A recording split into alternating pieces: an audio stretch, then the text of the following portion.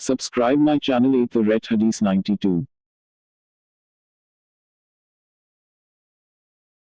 عمرو بن علی نے بیان کیا، ان سے محمد بن فضیل نے بیان کیا، ان سے عاصم احول نے اور ان سے انس رضی اللہ عنہ نے کہ جب قاریوں کی ایک جماعت شہید کر دی گئی تو رسول کریم صلی اللہ علیہ وسلم 1 مہینے تک قنوت پڑھتے رہے۔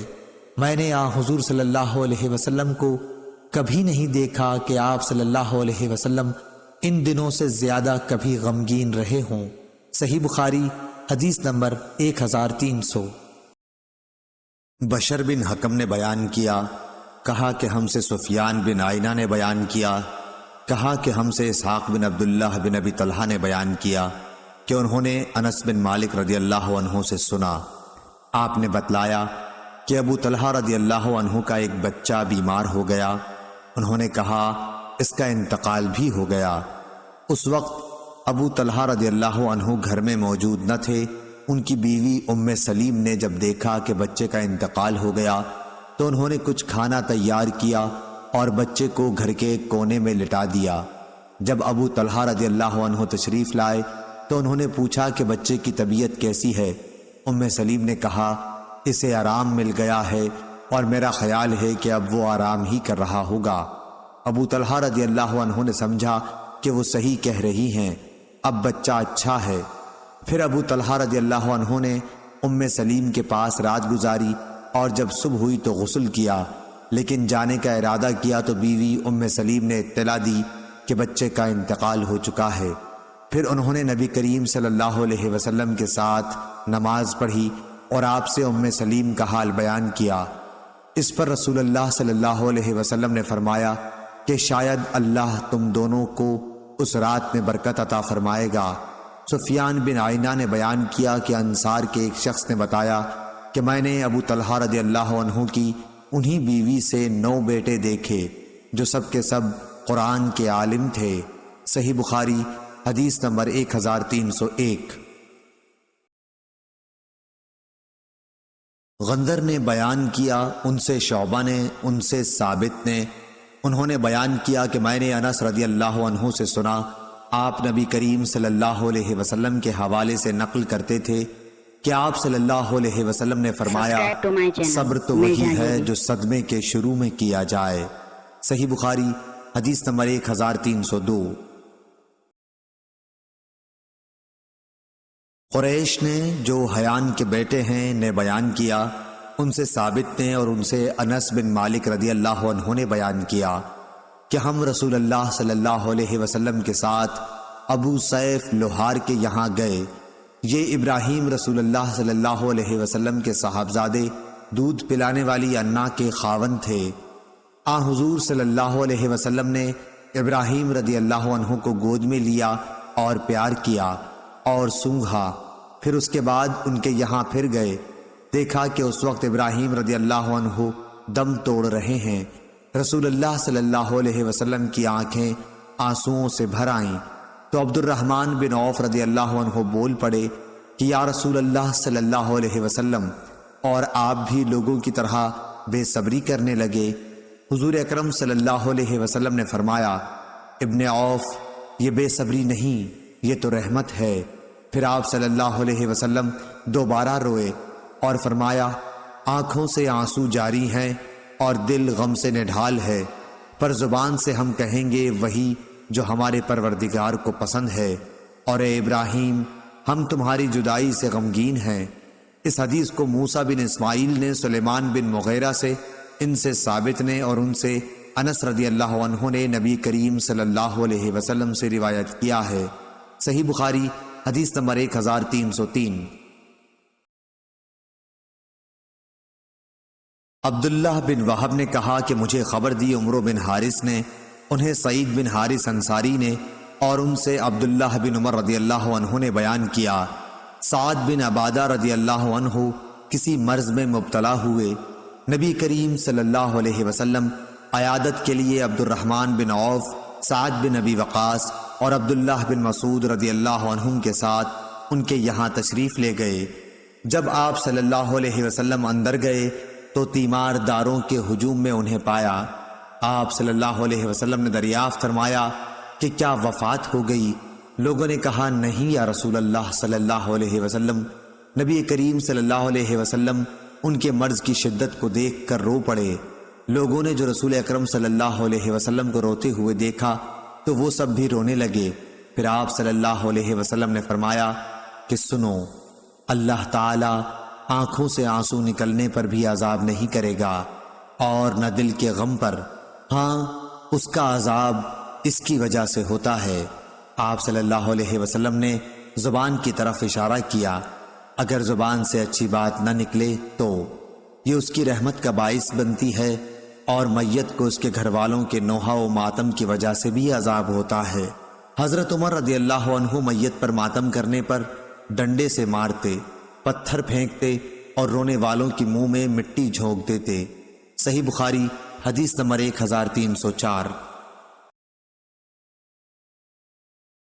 محمد بن عبداللہ بن ہوشب نے بیان کیا، کہا ہم سے عبد الوہاب ثقفی نے، ان سے یحییٰ بن سعید انصاری نے کہا کہ مجھے عمرہ بنت عبد الرحمن انصاری نے خبر دی۔ انہوں نے بیان کیا کہ میں نے حضرت عائشہ رضی اللہ عنہا سے سنا، آپ نے فرمایا کہ جب زید بن حارثہ، جعفر بن ابی طالب اور عبداللہ بن رواحہ رضی اللہ عنہم کی شہادت کی خبر آئی تو حضور اکرم صلی اللہ علیہ وسلم اس طرح بیٹھے کہ غم کے آثار آپ کے چہرے پر نمایاں تھے۔ میں دروازے کے ایک سوراخ سے آپ صلی اللہ علیہ وسلم کو دیکھ رہی تھی۔ اتنے میں ایک صاحب آئے اور کہا کہ یا رسول اللہ صلی اللہ علیہ وسلم، جعفر کے گھر کی عورتیں نوحہ اور ماتم کر رہی ہیں۔ حضور صلی اللہ علیہ وسلم نے روکنے کے لیے کہا، وہ صاحب گئے لیکن پھر واپس آ گئے اور کہا کہ وہ نہیں مانتی۔ آپ نے دوبارہ روکنے کے لیے بھیجا، وہ گئے اور پھر واپس چلے آئے۔ کہا کہ بخدا وہ تو مجھ پر غالب آ گئی ہیں، یا یہ کہا کہ ہم پر غالب آ گئی ہیں۔ شک محمد بن ہوشب کو تھا۔ عائشہ رضی اللہ عنہا نے بیان کیا کہ میرا یقین ہے کہ آپ صلی اللہ علیہ وسلم نے فرمایا کہ پھر ان کے منہ میں مٹی جھونک دے۔ اس پر میری زبان سے نکلا کہ اللہ تیری ناک خاک آلودہ کرے، تو نہ وہ کام کر سکا جس کا حضور صلی اللہ علیہ وسلم نے حکم دیا تھا، اور نہ آپ کو تکلیف دینا چھوڑتا ہے۔ صحیح بخاری حدیث نمبر 1305۔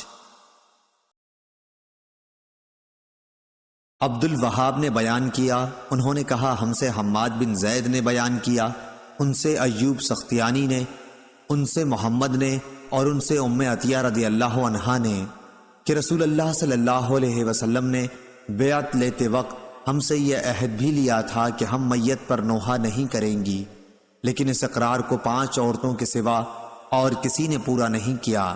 یہ عورتیں ام سلیم، ام علا، ام صبرہ کی صاحبزادی جو معاذ کے گھر میں تھی، اور اس کے علاوہ 2 عورتیں، یا کہا کہ ابو صبرہ کی صاحبزادی، معاذ کی بیوی، اور ایک دوسری خاتون۔ صحیح بخاری حدیث نمبر 1306۔ علی بن عبداللہ مدینی نے بیان کیا، کہا ہم سے سفیان بن عینہ نے بیان کیا، ان سے زہری نے، ان سے سالم نے، ان سے ان کے باپ عبداللہ بن عمر رضی اللہ عنہ، ان سے عامر بن ربیعہ رضی اللہ عنہ نے، اور ان سے نبی کریم صلی اللہ علیہ وسلم نے فرمایا کہ جب تم جنازہ دیکھو تو کھڑے ہو جاؤ اور کھڑے رہو یہاں تک کہ جنازہ تم سے آگے نکل جائے۔ سفیان نے بیان کیا، ان سے زہری نے بیان کیا کہ مجھے سالم نے اپنے باپ عبداللہ بن عمر رضی اللہ عنہ سے خبر دی۔ آپ صلی اللہ علیہ وسلم نے فرمایا کہ ہمیں عامر بن ربیعہ رضی اللہ عنہ نے نبی کریم صلی اللہ علیہ وسلم کے حوالے سے خبر دی تھی، حمیدی نے یہ زیادتی کی ہے یہاں تک کہ جنازہ آگے نکل جائے یا رکھ دیا جائے۔ صحیح بخاری حدیث نمبر 1307۔ لیث بن سعد نے بیان کیا، انہوں نے کہا کہ ہم سے نافع نے اور ان سے عبداللہ بن عمر رضی اللہ عنہ نے عامر بن ربیعہ رضی اللہ عنہ کے حوالے سے کہ نبی کریم صلی اللہ علیہ وسلم نے فرمایا کہ جب تم میں سے کوئی جنازہ دیکھے تو اگر اس کے ساتھ نہیں چل رہا ہے تو کھڑا ہی ہو جائے تاکہ جنازہ آگے نکل جائے، یا آگے جانے کے بجائے خود جنازہ رکھ دیا جائے۔ صحیح بخاری حدیث نمبر 1308۔ احمد بن یونس نے بیان کیا، ان سے ابن ابی ذئب نے، ان سے سعید مقبری نے اور ان سے ان کے والد نے کہ ہم ایک جنازے میں شریک تھے کہ ابو ہریرہ رضی اللہ عنہ نے مروان کا ہاتھ پکڑا اور یہ دونوں صاحب جنازہ رکھے جانے سے پہلے بیٹھ گئے۔ اتنے میں ابو سعید رضی اللہ عنہ تشریف لائے اور مروان کا ہاتھ پکڑ کر فرمایا کہ اٹھو، خدا کی قسم یہ ابو ہریرہ رضی اللہ عنہ جانتے ہیں کہ نبی کریم صلی اللہ علیہ وسلم نے ہمیں اس سے منع فرمایا ہے۔ ابو ہریرہ رضی اللہ عنہ بولے کہ ابو سعید رضی اللہ عنہ نے سچ کہا ہے۔ صحیح بخاری حدیث number 1309۔ Subscribe my channel The Red Hadith 92. ہشام دستوائی نے بیان کیا، ان سے یحییٰ بن ابی کثیر نے، ان سے ابو سلمہ اور ان سے ابو سعید خدری رضی اللہ عنہ نے کہ نبی کریم صلی اللہ علیہ وسلم نے فرمایا کہ جب تم لوگ جنازہ دیکھو تو کھڑے ہو جاؤ، اور جو شخص جنازے کے ساتھ چل رہا ہو وہ اس وقت تک نہ بیٹھے جب تک جنازہ رکھ نہ دیا جائے۔ صحیح بخاری حدیث نمبر 1310۔ یحییٰ بن ابی کثیر نے بیان کیا، ان سے عبید اللہ بن مقسم نے اور ان سے جابر بن عبداللہ رضی اللہ عنہ نے کہ ہمارے سامنے سے ایک جنازہ گزرا تو نبی کریم صلی اللہ علیہ وسلم کھڑے ہوئے اور ہم بھی کھڑے ہو گئے۔ پھر ہم نے کہا کہ یا رسول اللہ صلی اللہ علیہ وسلم، یہ تو یہودی کا جنازہ تھا۔ آپ نے فرمایا کہ جب تم لوگ جنازہ دیکھو تو کھڑے ہو جایا کرو۔ صحیح بخاری حدیث نمبر 1311۔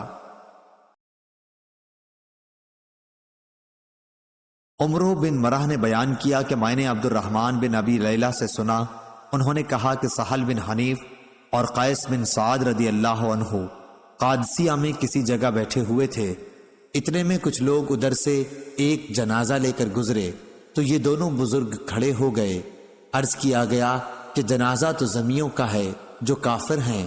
اس پر انہوں نے فرمایا کہ نبی کریم صلی اللہ علیہ وسلم کے پاس سے اسی طرح سے ایک جنازہ گزرا تھا، آپ صلی اللہ علیہ وسلم اس کے لیے کھڑے ہو گئے۔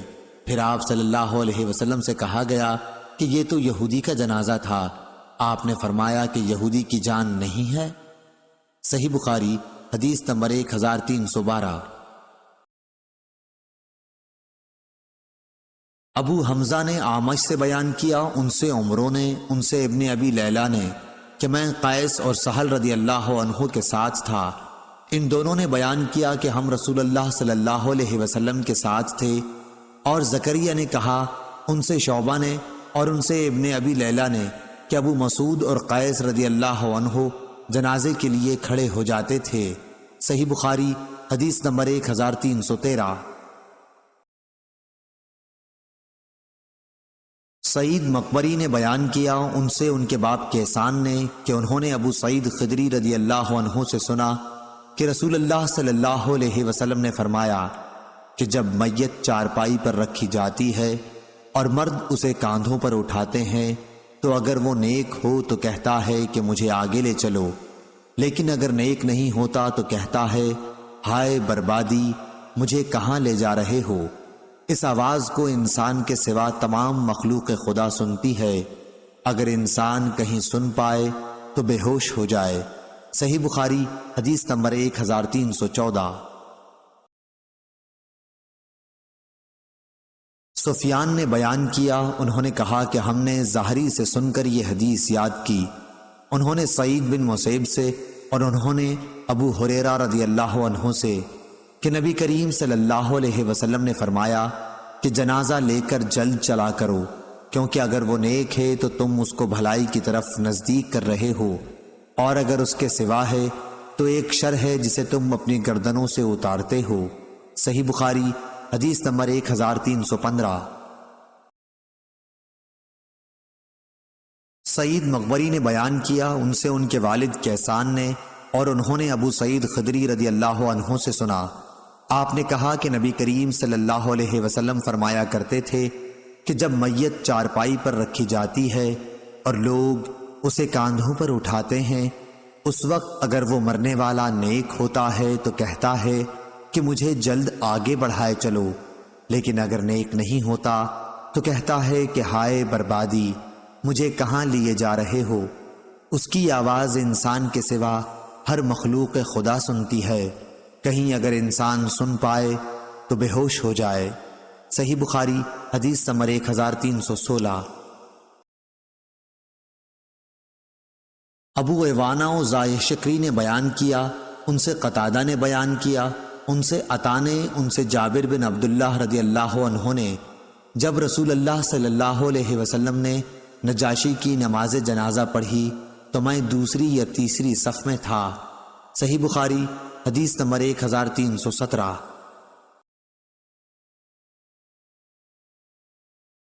یزید بن زری نے بیان کیا، انہوں نے کہا کہ ہم سے معمر نے، ان سے ظاہری نے، ان سے سعید نے اور ان سے ابو ہریرہ رضی اللہ عنہ نے کہ نبی کریم صلی اللہ علیہ وسلم نے اپنے اصحاب کو نجاشی کی وفات کی خبر سنائی، پھر آپ صلی اللہ علیہ وسلم آگے بڑھ گئے اور لوگوں نے آپ کے پیچھے صفیں بنا لی، پھر آپ صلی اللہ علیہ وسلم نے 4 مرتبہ تکبیر کہی۔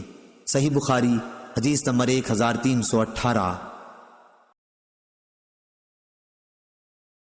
شعبی نے بیان کیا کہ مجھے نبی کریم صلی اللہ علیہ وسلم کے ایک صحابی نے خبر دی کہ حضور صلی اللہ علیہ وسلم ایک قبر پر آئے جو اور قبروں سے الگ تھلگ تھی۔ صحابہ نے صف بندی کی اور آپ صلی اللہ علیہ وسلم نے 4 تکبیریں کہیں۔ میں نے پوچھا کہ یہ حدیث آپ سے کس نے بیان کی ہے؟ انہوں نے بتایا کہ ابن عباس رضی اللہ تعالی عنہ نے۔ صحیح بخاری حدیث نمبر 1319۔ عطا بن نبی رباح نے خبر دی، انہوں نے جابر بن عبداللہ رضی اللہ عنہ سے سنا کہ نبی کریم صلی اللہ علیہ وسلم نے فرمایا کہ آج حبش کے ایک مرد صالح نجاشی حبش کے بادشاہ کا انتقال ہو گیا ہے، آؤ ان کی نماز جنازہ پڑھو۔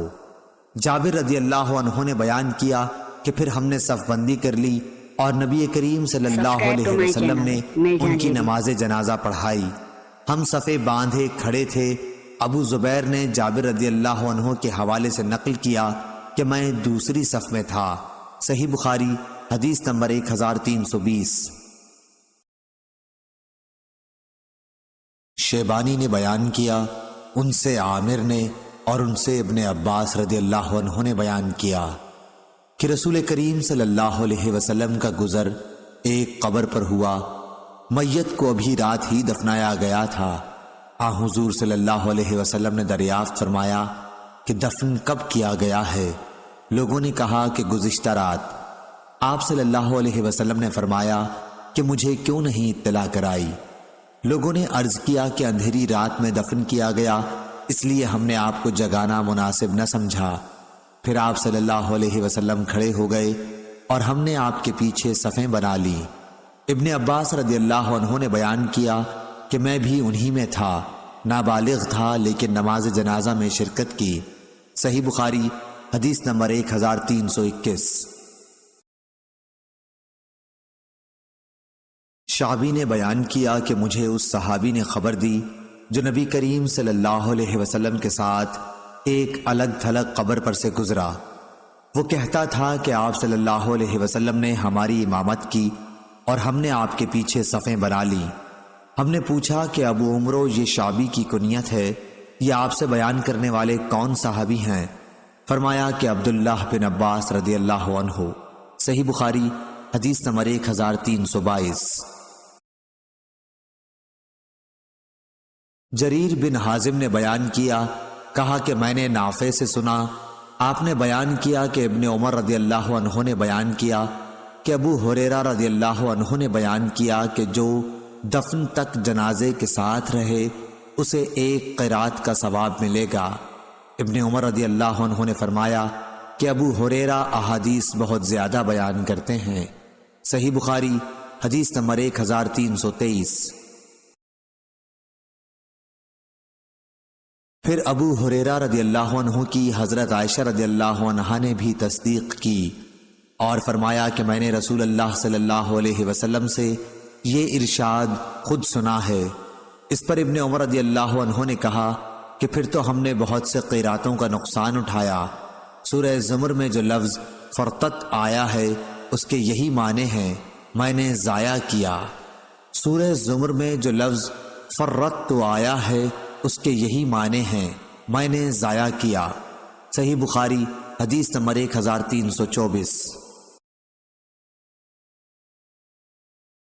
عبداللہ بن مسلمہ نے بیان کیا، کہا کہ میں نے ابن ابی ذئب کے سامنے یہ حدیث پڑھی، ان سے ابو سعید مقبری نے بیان کیا، ان سے ان کے باپ نے، انہوں نے ابو ہریرہ رضی اللہ عنہ سے پوچھا تو آپ نے فرمایا کہ میں نے نبی کریم صلی اللہ علیہ وسلم سے سنا تھا۔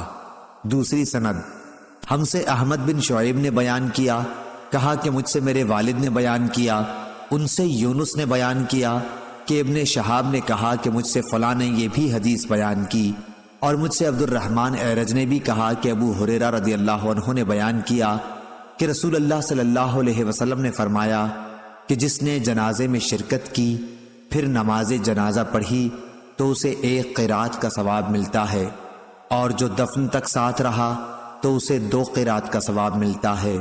پوچھا گیا کہ 2 قرات کتنے ہوں گے؟ فرمایا کہ 2 عظیم پہاڑوں کے برابر۔ صحیح بخاری حدیث نمبر 1325۔ ابو اسحاق شیبانی نے بیان کیا، ان سے عامر نے، ان سے ابن عباس رضی اللہ عنہ نے کہ رسول اللہ صلی اللہ علیہ وسلم ایک قبر پر تشریف لائے۔ صحابہ نے عرض کیا کہ اس میت کو گزشتہ رات میں دفن کیا گیا ہے، صاحب قبر مرد تھا یا عورت تھی؟ ابن عباس رضی اللہ عنہ نے کہا کہ پھر ہم نے آپ صلی اللہ علیہ وسلم کے پیچھے صف بندی کی اور آپ صلی اللہ علیہ وسلم نے نماز جنازہ پڑھائی۔ صحیح بخاری حدیث نمبر 1326۔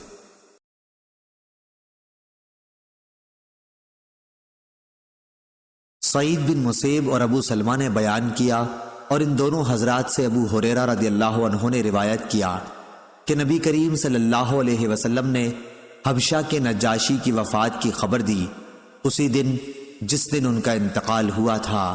آپ نے فرمایا کہ اپنے بھائی کے لیے خدا سے مغفرت چاہو۔ صحیح بخاری حدیث نمبر 1327۔ اور ابن شہاب سے یوں بھی روایت ہے، انہوں نے کہا کہ مجھ سے سعید بن مسیب نے بیان کیا کہ ابو ہریرہ رضی اللہ عنہ نے فرمایا کہ نبی کریم صلی اللہ علیہ وسلم نے عیدگاہ میں صف بندی کرائی، پھر نماز جنازہ کی 4 تکبیریں کہیں۔ صحیح بخاری حدیث نمبر 1328۔ ابو زمرہ نے بیان کیا، انہوں نے کہا کہ ہم سے موسیٰ بن عقبہ نے بیان کیا، ان سے نافع نے اور ان سے عبداللہ بن عمر رضی اللہ عنہ نے کہ یہود نبی کریم صلی اللہ علیہ وسلم کے حضور میں اپنے ہم مذہب ایک مرد اور عورت کا جنہوں نے زنا کیا تھا مقدمہ لے کر آئے۔ حضور صلی اللہ علیہ وسلم کے حکم سے مسجد کے نزدیک نماز جنازہ پڑھنے کی جگہ کے پاس انہیں سنسار کر دیا گیا۔ صحیح بخاری حدیث نمبر 1329۔ عبید اللہ بن موسیٰ نے بیان کیا، ان سے شیبانی نے، ان سے ہلال و زان نے، ان سے عروہ نے اور ان سے عائشہ رضی اللہ عنہا نے کہ نبی کریم صلی اللہ علیہ وسلم نے اپنے مرض وفات میں فرمایا کہ یہود اور نصارہ پر اللہ کی لعنت ہو کہ انہوں نے اپنے انبیاء کی قبروں کو مساجد بنا لیا۔ حضرت عائشہ نے کہا کہ اگر ایسا ڈر نہ ہوتا تو آپ کی قبر کھلی رہتی اور حجرے میں نہ ہوتی، کیونکہ مجھے ڈر اس کا ہے کہ کہیں آپ کی قبر بھی مسجد نہ بنا لی جائے۔ صحیح بخاری حدیث نمبر 1330۔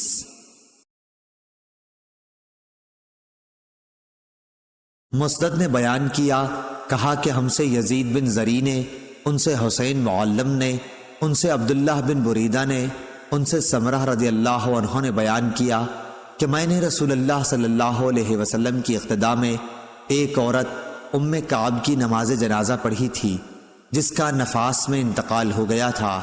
رسول اللہ صلی اللہ علیہ وسلم اس کی کمر کے مقابل کھڑے ہوئے۔ صحیح بخاری حدیث نمبر 1331۔ حسین نے بیان کیا اور ان سے ابن بریدہ نے کہ ہم سے سمرہ بن جندب رضی اللہ عنہ نے بیان کیا کہ میں نے نبی کریم صلی اللہ علیہ وسلم کے پیچھے ایک عورت کی نماز جنازہ پڑھی تھی جس کا زچگی کی حالت میں انتقال ہو گیا تھا، آپ اس کے بیچ میں کھڑے ہوئے۔ صحیح بخاری حدیث نمبر 1332۔ امام مالک رحمہ اللہ نے خبر دی، انہیں ابن شہاب نے، انہیں سعید بن مسیب نے، انہیں ابو ہریرہ رضی اللہ عنہ نے کہ نجاشی کا جس دن انتقال ہوا اسی دن رسول اللہ صلی اللہ علیہ وسلم نے ان کی وفات کی خبر دی، اور آپ صلی اللہ علیہ وسلم صحابہ رضی اللہ عنہ کے ساتھ عیدگاہ گئے۔ پھر آپ صلی اللہ علیہ وسلم نے صف بندی کرائی اور 4 تکبیریں کہیں۔ صحیح بخاری حدیث نمبر 1333۔ سعید بن مینا نے بیان کیا اور ان سے جابر بن رضی اللہ عنہ نے کہ نبی کریم صلی اللہ علیہ وسلم نے اصحمہ نجاشی کی نماز جنازہ پڑھائی تو 4 تکبیریں کہیں۔ یزید بن ہارون واسطی اور عبد الصمد نے سلیم سے اصحمہ نام نقل کیا ہے اور عبد الصمد نے اس کی متابعت کی ہے۔ صحیح بخاری حدیث نمبر 1334۔ شعبہ نے بیان کیا، ان سے سعد بن ابراہیم نے اور ان سے طلحہ نے کہا کہ میں نے ابن عباس رضی اللہ عنہ کی اقتداء میں نماز جنازہ پڑھی۔ دوسری سند، ہم سے محمد بن کثیر نے بیان کیا، کہا کہ ہمیں سفیان سوری نے خبر دی، انہیں سعد بن ابراہیم نے، انہیں طلحہ بن عبداللہ بن عوف نے، انہوں نے بتلایا کہ میں نے ابن عباس رضی اللہ عنہ کے پیچھے نماز جنازہ پڑھی تو آپ نے سورہ فاتحہ ذرا پکار کر پڑھی، پھر فرمایا کہ تمہیں معلوم ہونا چاہیے کہ یہی طریقہ نبوی ہے۔ صحیح بخاری حدیث نمبر 1335۔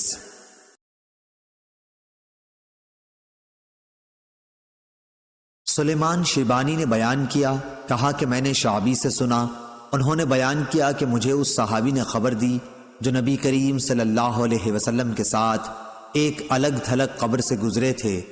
قبر پر آپ صلی اللہ علیہ وسلم امام بنے اور صحابہ نے آپ کے پیچھے نماز جنازہ پڑھی۔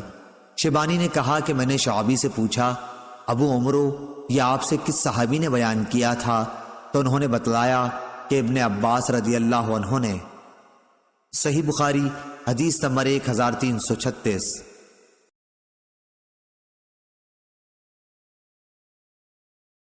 ثابت نے بیان کیا، ان سے ابو رافع نے اور ان سے ابو ہریرہ رضی اللہ عنہ نے کہ کالے رنگ کا ایک مرد یا ایک کالی عورت مسجد کی خدمت کیا کرتی تھی، ان کی وفات ہو گئی، لیکن نبی کریم صلی اللہ علیہ وسلم کو ان کی وفات کی خبر کسی نے نہیں دی۔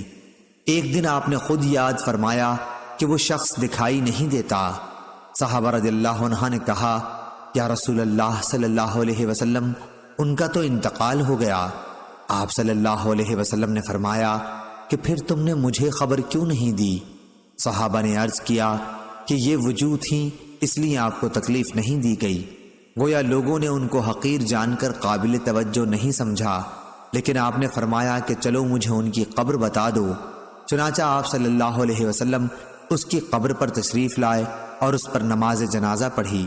صحیح بخاری حدیث نمبر 1337۔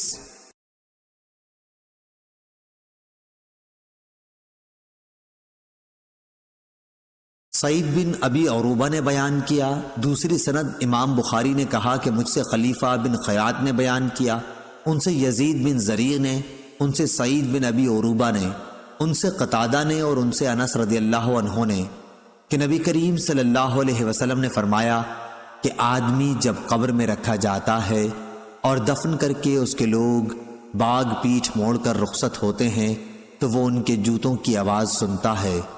پھر 2 فرشتے آتے ہیں، اسے بٹھاتے ہیں اور پوچھتے ہیں کہ اس شخص محمد رسول اللہ صلی اللہ علیہ وسلم کے متعلق تمہارا کیا اعتقاد ہے؟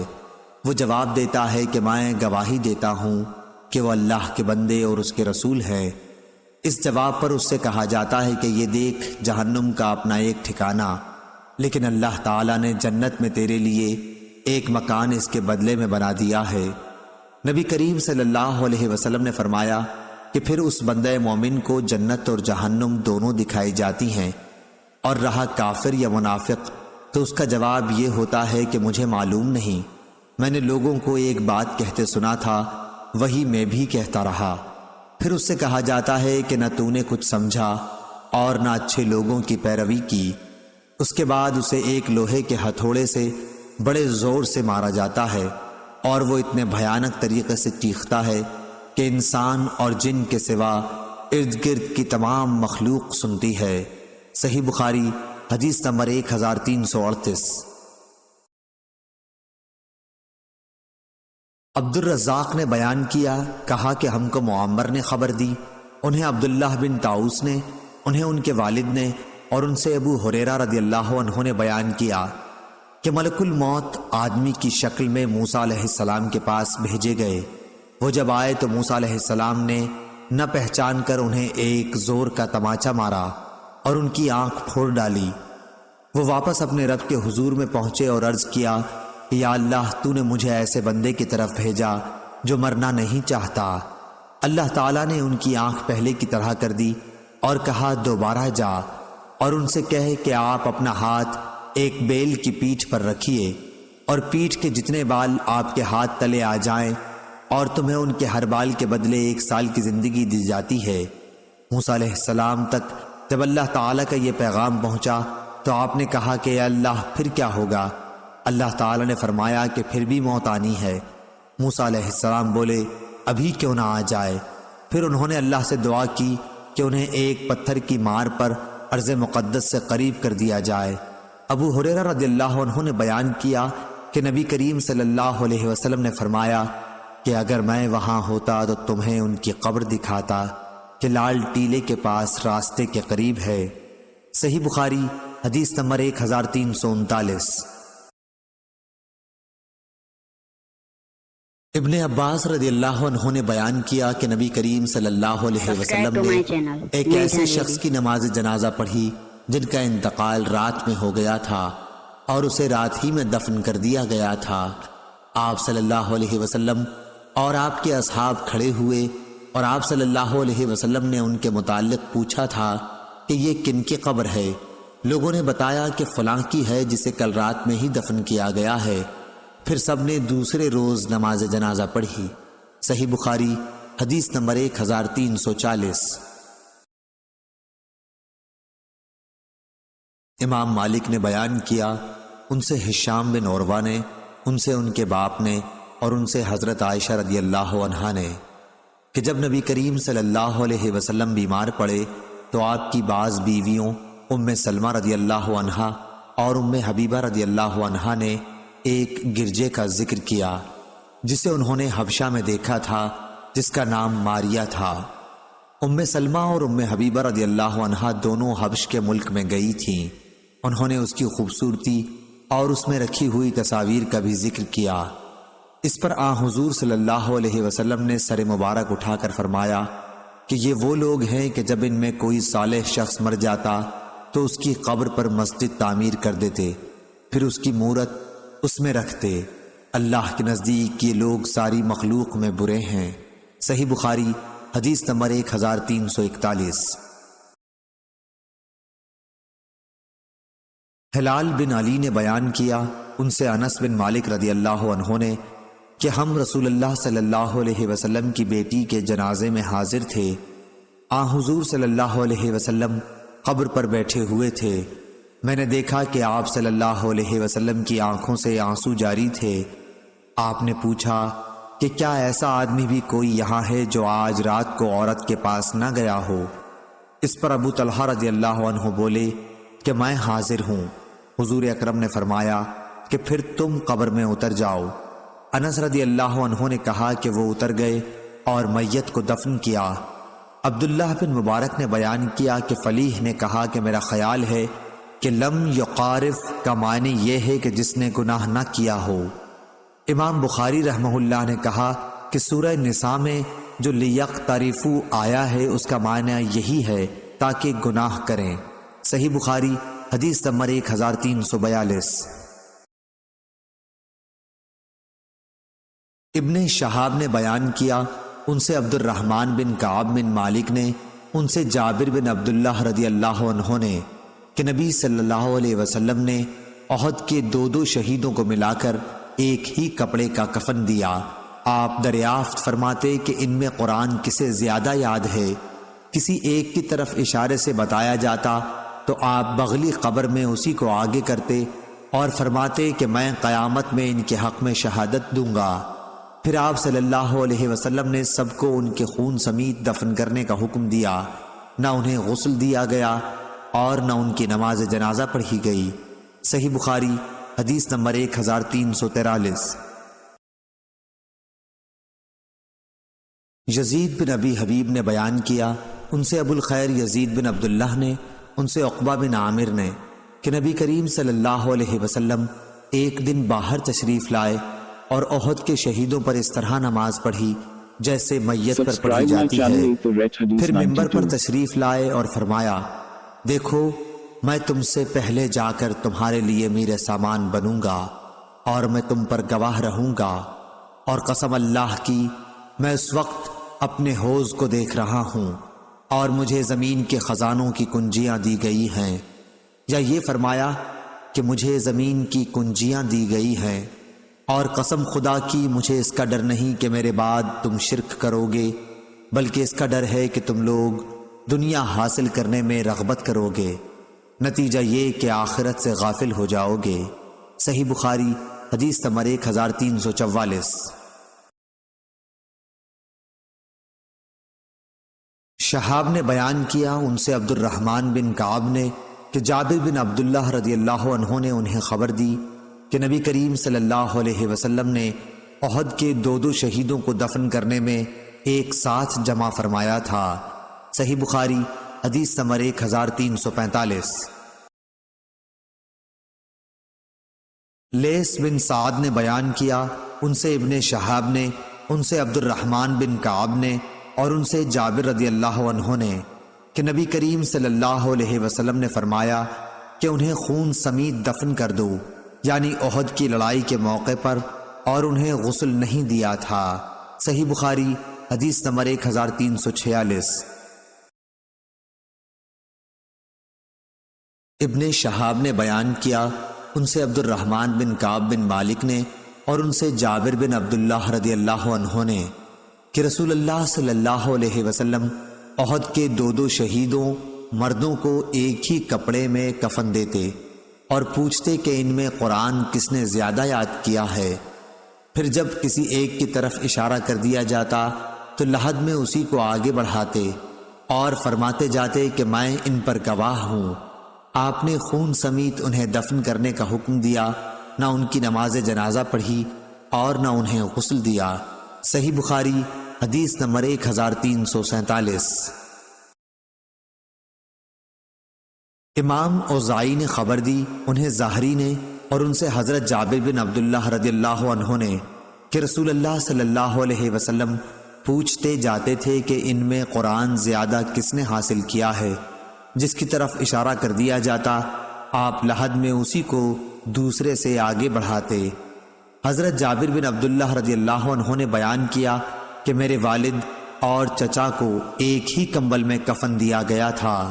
صحیح بخاری حدیث نمبر 1348۔ عبد الوہاب نے بیان کیا، کہا ہم سے خالد حذا نے، ان سے اکرمہ نے، ان سے ابن عباس رضی اللہ عنہ نے، کہ نبی کریم صلی اللہ علیہ وسلم نے فرمایا کہ اللہ تعالیٰ نے مکے کو حرم کیا ہے، نہ مجھ سے پہلے کسی کے لیے یہاں قتل و خون حلال تھا اور نہ میرے بعد ہوگا، اور میرے لیے بھی تھوڑی دیر کے لیے فتح مکہ کے دن حلال ہوا تھا، پس نہ اس کی گھاس اکھاڑی جائے، نہ اس کے درخت قلم کیے جائیں، نہ یہاں کے جانوروں کو شکار کے لیے بھگایا جائے، اور سوا اس شخص کے جو اعلان کرنا چاہتا ہو کہ یہ گری ہوئی چیز کس کی ہے، کسی کے لیے وہاں سے کوئی گری ہوئی چیز اٹھانی جائز نہیں۔ اس پر حضرت عباس رضی اللہ عنہ نے کہا، لیکن اس سے اذخر کا استثناء کر دیجئے کہ یہ ہمارے سناروں کے اور ہماری قبروں میں کام آتی ہے۔ آپ صلی اللہ علیہ وسلم نے فرمایا کہ مگر اذخر کی اجازت ہے۔ ابو ہریرہ رضی اللہ عنہ کی نبی کریم صلی اللہ علیہ وسلم سے روایت میں ہے، ہماری قبروں اور گھروں کے لیے۔ صحیح بخاری حدیث نمبر 1349۔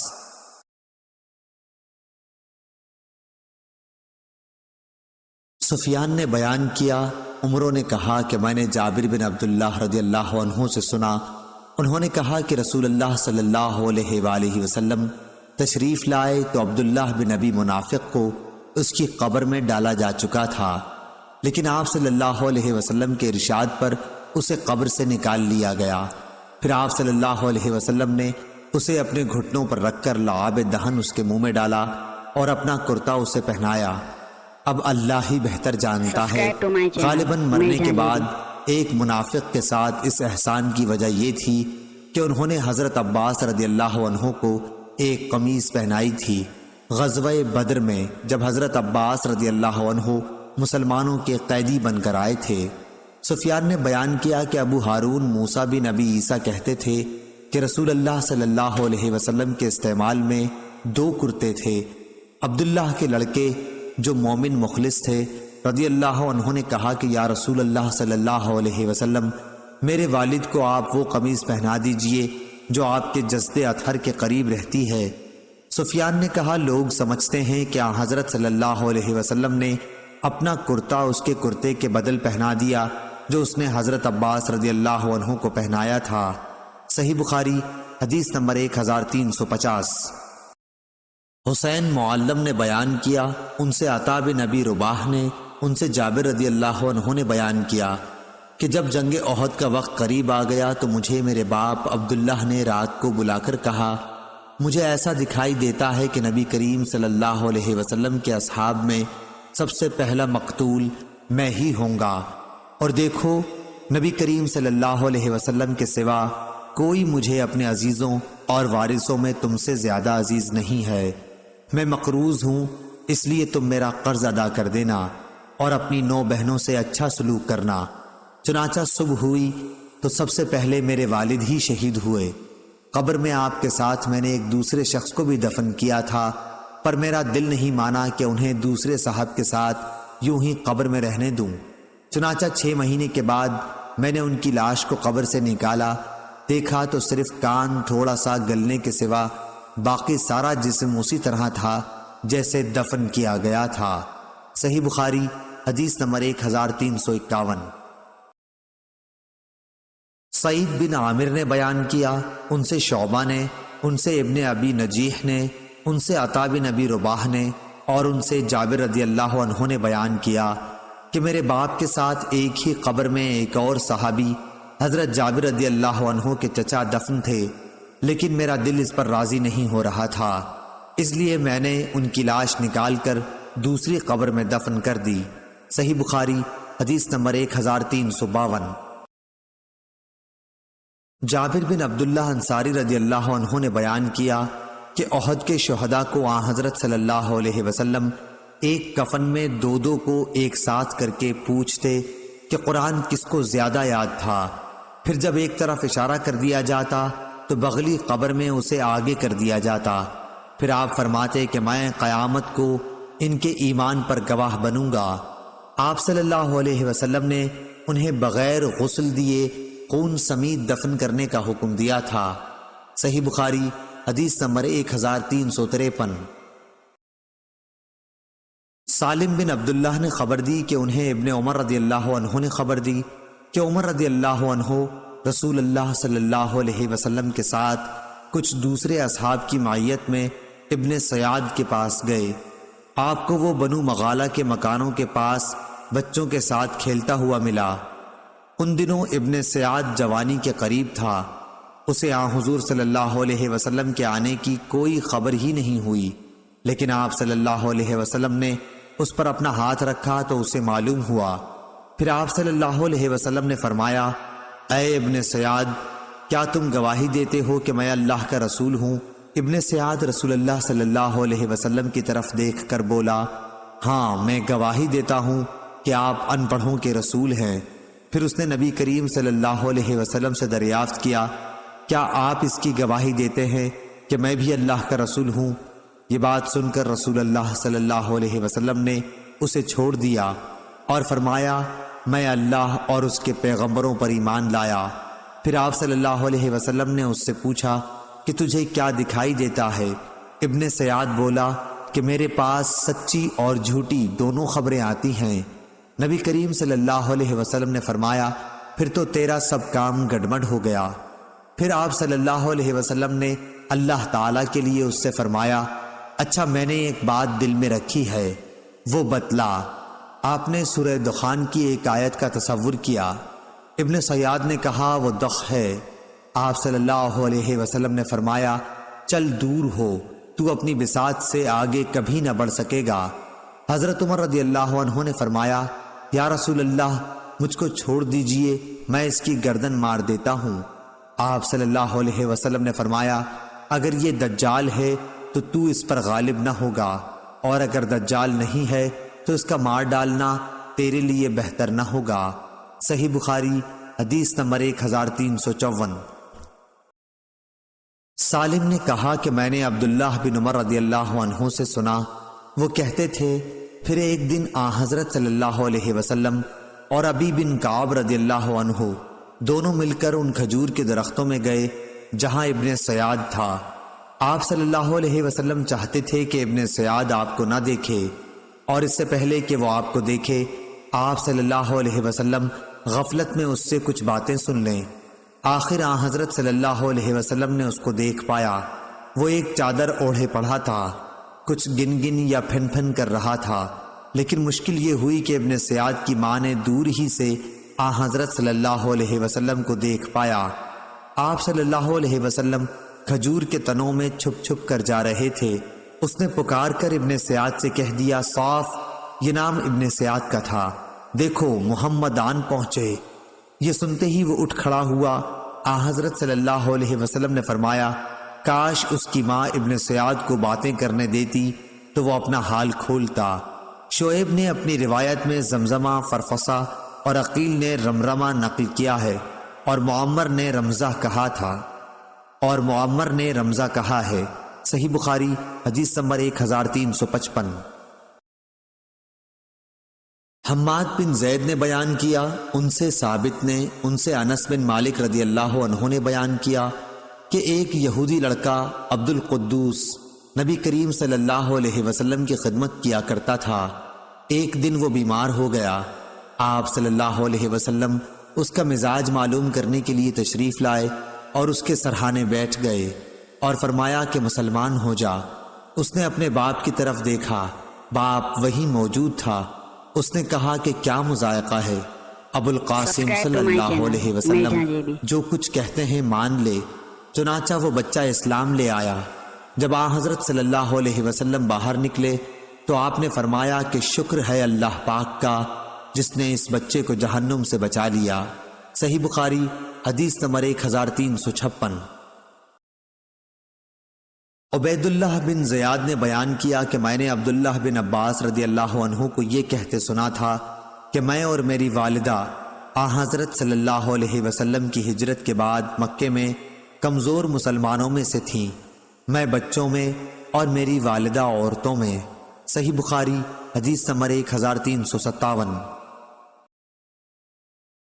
شعیب نے خبر دی، انہوں نے بیان کیا کہ ابن شہاب ہر اس بچے کی جو وفات پا گیا ہو نماز جنازہ پڑھتے تھے، اگرچہ وہ حرام ہی کا بچہ کیوں نہ ہو، کیونکہ اس کی پیدائش اسلام کی فطرت پر ہوئی، یعنی اس صورت میں جبکہ اس کے والدین مسلمان ہونے کے دعوے دار ہوں۔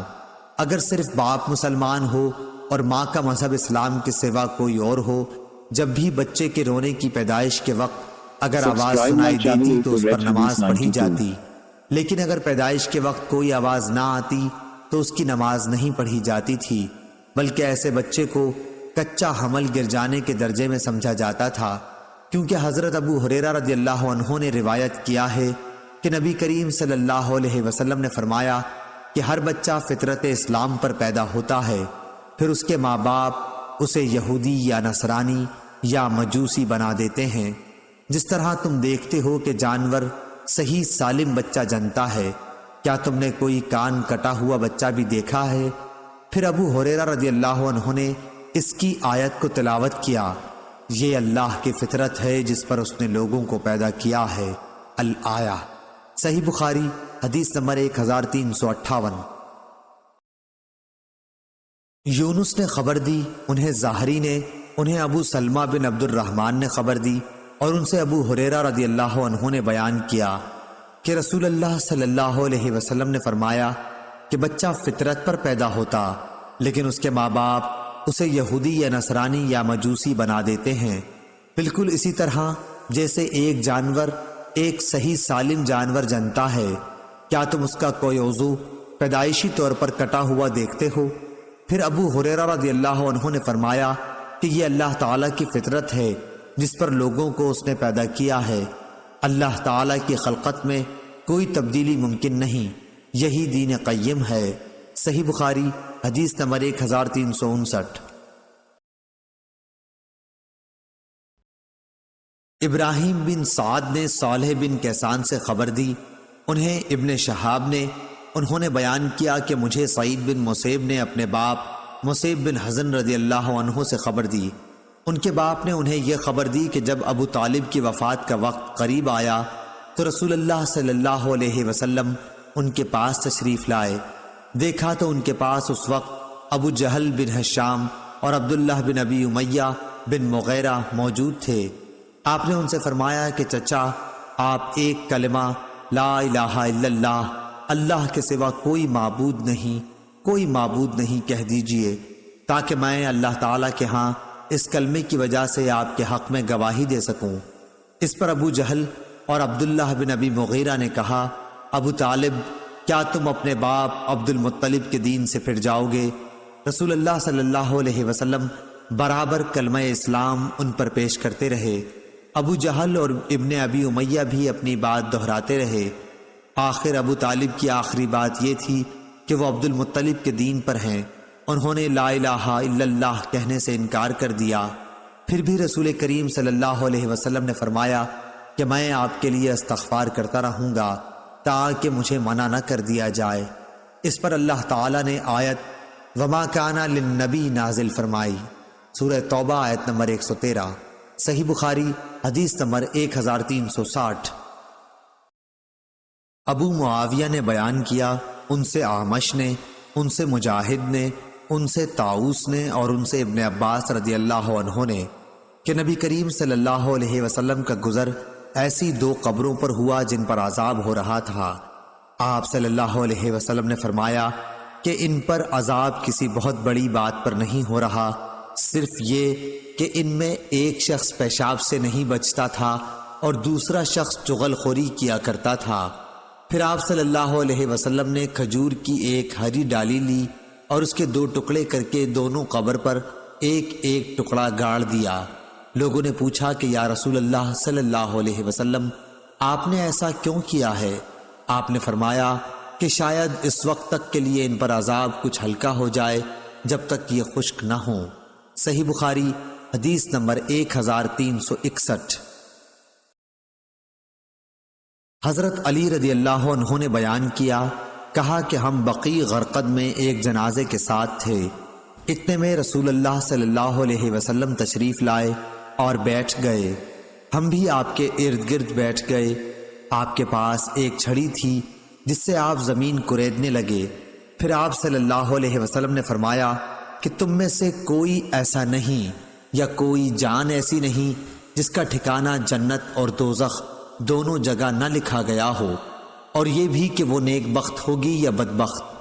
اس پر ایک صحابی نے عرض کیا، یا رسول اللہ صلی اللہ علیہ وسلم، پھر کیوں نہ ہم اپنی تقدیر پر بھروسہ کر لیں اور عمل چھوڑ دیں، کیونکہ جس کا نام نیک دفتر میں لکھا ہے وہ ضرور نیک کام کی طرف رجوع ہوگا، اور جس کا نام بدبختوں میں لکھا ہے وہ ضرور بدی کی طرف جائے گا۔ حضور اکرم صلی اللہ علیہ وسلم نے فرمایا کہ بات یہ ہے کہ جن کا نام نیک بختوں میں ہے ان کو اچھے کام کرنے میں ہی آسانی معلوم ہوتی ہے، اور بدبختوں کو برے کاموں میں آسانی نظر آتی ہے۔ پھر آپ صلی اللہ علیہ وسلم نے اس آیت کی تلاوت کی، فَأَمَّا مَنْ أَعْطَى وَاتَّقَى۔ صحیح بخاری حدیث نمبر 1362۔ خالد حذا نے بیان کیا، ان سے ابو قلابہ نے اور ان سے ثابت بن ضحاک رضی اللہ عنہ نے کہ نبی کریم صلی اللہ علیہ وسلم نے فرمایا کہ جو شخص اسلام کے سوا کسی اور دین پر ہونے کی جھوٹی قسم قصدن کھائے تو وہ ویسا ہی ہو جائے گا جیسا کہ اس نے اپنے لیے کہا ہے، اور جو شخص اپنے آپ کو دھاردار چیز سے ذبح کر لے اسے جہنم میں اسی ہتھیار سے عذاب ہوتا رہے گا۔ صحیح بخاری حدیث نمبر 1363۔ امام حسن بصری نے کہا کہ ہم سے جندب بن عبداللہ بجلی رضی اللہ عنہ نے اسی بصرے کی مسجد میں حدیث بیان کی تھی۔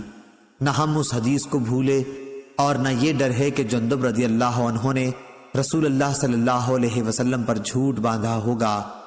آپ نے فرمایا کہ ایک شخص کو زخم لگا، اس نے زخم کی تکلیف کی وجہ سے خود کو مار ڈالا۔ اس پر اللہ تعالیٰ نے فرمایا کہ میرے بندے نے جان نکالنے میں مجھ پر جلدی کی، اس کی سزا میں جنت حرام کرتا ہوں۔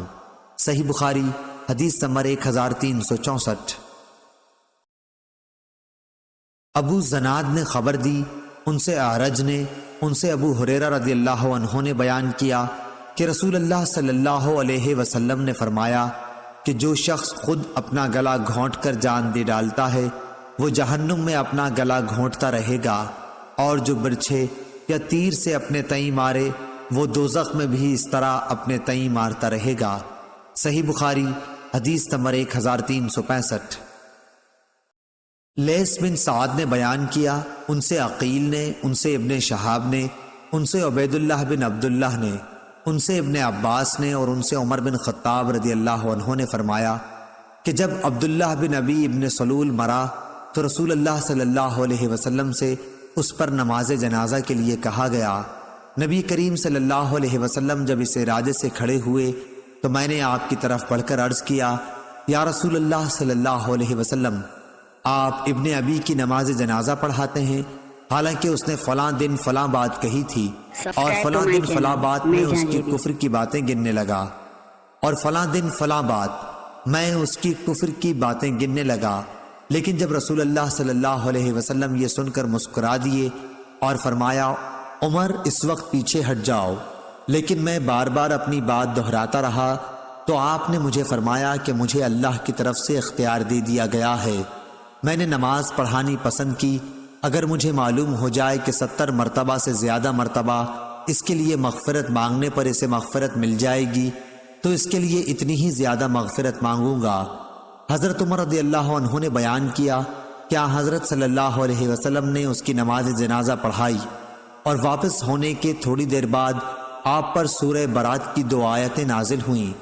کسی بھی منافق کی موت پر اس کی نماز جنازہ آپ ہرگز نہ پڑھائیے، آیت وہم فاسقون تک، اور اس کی قبر پر بھی مت کھڑا ہو۔ ان لوگوں نے اللہ اور اس کے رسول کی باتوں کو نہیں مانا اور مرے بھی تو نافرمان رہ کر۔ حضرت عمر رضی اللہ عنہ نے بیان کیا کہ مجھے رسول اللہ صلی اللہ علیہ وسلم کے حضور اپنی اس دن کی دلیری پر تعجب ہوتا ہے، حالانکہ اللہ اور اس کے رسول ہر مصلحت کو زیادہ جانتے ہیں۔ صحیح بخاری حدیث نمبر 1366۔ عبدالعزیز بن صہیب نے بیان کیا، کہا کہ میں نے انس بن مالک رضی اللہ عنہ سے سنا، آپ نے فرمایا کہ صحابہ کا گزر ایک جنازے پر ہوا، لوگ اس کی تعریف کرنے لگے کہ کیا اچھا آدمی تھا، تو رسول اللہ صلی اللہ علیہ وسلم نے یہ سن کر فرمایا کہ واجب ہو گئی۔ پھر دوسرے جنازے کا گزر ہوا تو لوگ اس کی برائی کرنے لگے، حضور صلی اللہ علیہ وسلم نے پھر فرمایا کہ واجب ہو گئی۔ اس پر حضرت عمر بن خطاب رضی اللہ عنہ نے پوچھا کہ کیا چیز واجب ہو گئی؟ حضرت صلی اللہ علیہ وسلم نے فرمایا کہ جس میت کی تم لوگوں نے تعریف کی ہے اس کے لیے تو جنت واجب ہو گئی، اور جس کی تم نے برائی کی ہے اس کے لیے دوزخ واجب ہو گئی، تم لوگ زمین میں اللہ تعالیٰ کے گواہ ہو۔ صحیح بخاری حدیث نمبر 1367۔ عفان بن مسلم صفار نے بیان کیا، کہا کہ ہم سے داؤد بن ابی الفرات نے، ان سے عبداللہ بن بریدہ نے، ان سے ابو الاسود علی نے کہ میں مدینہ حاضر ہوا، ان دنوں وہاں ایک بیماری پھیل رہی تھی، میں حضرت عمر بن خطاب رضی اللہ عنہ کی خدمت میں تھا کہ ایک جنازہ سامنے سے گزرا، لوگ اس میت کی تعریف کرنے لگے تو حضرت عمر رضی اللہ عنہ نے فرمایا کہ واجب ہو گئی۔ پھر ایک اور جنازہ گزرا، لوگ اس کی بھی تعریف کرنے لگے، اس مرتبہ بھی آپ نے ایسا ہی فرمایا کہ واجب ہو گئی۔ پھر تیسرا جنازہ نکلا، لوگ اس کی برائی کرنے لگے، اور اس مرتبہ بھی آپ نے یہی فرمایا کہ واجب ہو گئی۔ ابو الاسود علی نے بیان کیا کہ میں نے پوچھا کہ امیر المومنین کیا چیز واجب ہو گئی؟ آپ نے فرمایا کہ میں نے اس وقت وہی کہا جو رسول اللہ صلی اللہ علیہ وسلم نے فرمایا کہ جس مسلمان کی اچھائی پر 4 شخص گواہی دے دیں اللہ اسے جنت میں داخل کرے گا۔ ہم نے کہا اور اگر 3 گواہی دیں؟ آپ نے فرمایا کہ 3 پر بھی۔ پھر ہم نے پوچھا اور اگر 2 مسلمان گواہی دیں؟ آپ نے فرمایا کہ 2 پر بھی۔ ہم نے یہ نہیں پوچھا کہ اگر 1 مسلمان گواہی دے تو کیا؟ صحیح بخاری حدیث نمبر 1368۔ حفص بن عمر نے بیان کیا، کہا ہم سے شعبہ نے، ان سے علقمہ بن مرثد نے، ان سے سعد بن عبیدہ نے اور ان سے براء بن عازب رضی اللہ عنہ نے کہ نبی کریم صلی اللہ علیہ وسلم نے فرمایا کہ مومن جب اپنی قبر میں بٹھایا جاتا ہے تو اس کے پاس فرشتے آتے ہیں، وہ شہادت دیتا ہے کہ اللہ کے سوا کوئی معبود نہیں اور محمد صلی اللہ علیہ وسلم اللہ کے رسول ہیں۔ تو یہ اللہ کے اس فرمان کی تعبیر ہے جو سورہ ابراہیم میں ہے کہ اللہ ایمان والوں کو دنیا کی زندگی اور آخرت میں ٹھیک بات یعنی توحید پر مضبوط رکھتا ہے۔ صحیح بخاری حدیث نمبر 1369۔ علی بن عبداللہ بدینی نے بیان کیا، کہا کہ ہم سے یعقوب بن ابراہیم نے، ان سے ان کے والد نے، ان سے صالح نے، ان سے نافع نے کہ ابن عمر رضی اللہ عنہ نے انہیں خبر دی کہ نبی کریم صلی اللہ علیہ وسلم کنویں جس میں بدر کے مشرک مقتولین کو ڈال دیا گیا تھا والوں کے قریب آئے اور فرمایا تمہارے مالک نے جو تم سے سچا وعدہ کیا تھا اسے تم لوگوں نے پا لیا۔ لوگوں نے عرض کیا کہ آپ مردوں کو خطاب کرتے ہیں۔ لوگوں نے عرض کیا کہ آپ مردوں کو خطاب کرتے ہیں۔ آپ صلی اللہ علیہ وسلم نے فرمایا کہ تم کچھ ان سے زیادہ سننے والے نہیں ہو، البتہ وہ جواب نہیں دے سکتے۔ صحیح بخاری حدیث نمبر 1370۔ عبداللہ بن محمد نے بیان کیا، کہا ہم سے سفیان بن عینہ نے، ان سے ہشام بن عروہ نے، ان سے ان کے والد نے اور ان سے حضرت عائشہ رضی اللہ عنہا نے فرمایا کہ رسول اللہ صلی اللہ علیہ وسلم نے بدر کے کافروں کو یہ فرمایا تھا کہ میں جو ان سے کہا کرتا تھا اب ان کو معلوم ہوا ہوگا کہ وہ سچ ہے، اور اللہ نے سورہ روم میں فرمایا اے پیغمبر تو مردوں کو نہیں سنا سکتا۔ صحیح بخاری حدیث نمبر 1371۔ عبدان نے بیان کیا، کہا مجھ کو میرے باپ عثمان نے خبر دی، انہیں شعبہ نے، انہوں نے اشعث سے سنا، انہوں نے اپنے والد ابو شاہشاہ سے، انہوں نے مسروق سے اور انہوں نے عائشہ رضی اللہ عنہا سے کہ ایک یہودیہ عورت ان کے پاس آئی، اس نے عذاب قبر کا ذکر چھیڑ دیا اور کہا کہ اللہ تجھ کو عذاب قبر سے محفوظ رکھے۔ اس پر عائشہ رضی اللہ عنہا نے رسول اللہ صلی اللہ علیہ وسلم سے عذاب قبر کے بارے میں دریافت کیا۔ آپ صلی اللہ علیہ وسلم نے اس کا جواب دیا کہ ہاں عذاب قبر حق ہے۔ عائشہ رضی اللہ عنہا نے بیان کیا کہ پھر میں نے کبھی ایسا نہیں دیکھا کہ آپ صلی اللہ علیہ وسلم نے کوئی نماز پڑھی ہو اور اس میں عذاب قبر سے خدا کی پناہ نہ مانگی ہو۔ غندر نے عذاب القبر حق کے الفاظ زیادہ کیے۔ صحیح بخاری حدیث نمبر 1372۔ عبداللہ بن وہب نے بیان کیا، انہوں نے کہا کہ مجھے یونس نے ابن شہاب سے خبر دی، انہوں نے کہا مجھے عروہ بن زبیر نے خبر دی، انہوں نے اسماء بنت ابی بکر رضی اللہ عنہا سے سنا کہ رسول اللہ صلی اللہ علیہ وسلم خطبے کے لیے کھڑے ہوئے تو آپ صلی اللہ علیہ وسلم نے قبر کے امتحان کا ذکر کیا جہاں انسان جانچا جاتا ہے۔ جب حضور اکرم صلی اللہ علیہ وسلم اس کا ذکر کر رہے تھے تو مسلمانوں کی ہچکیاں بند گئیں۔ صحیح بخاری حدیث نمبر 1373۔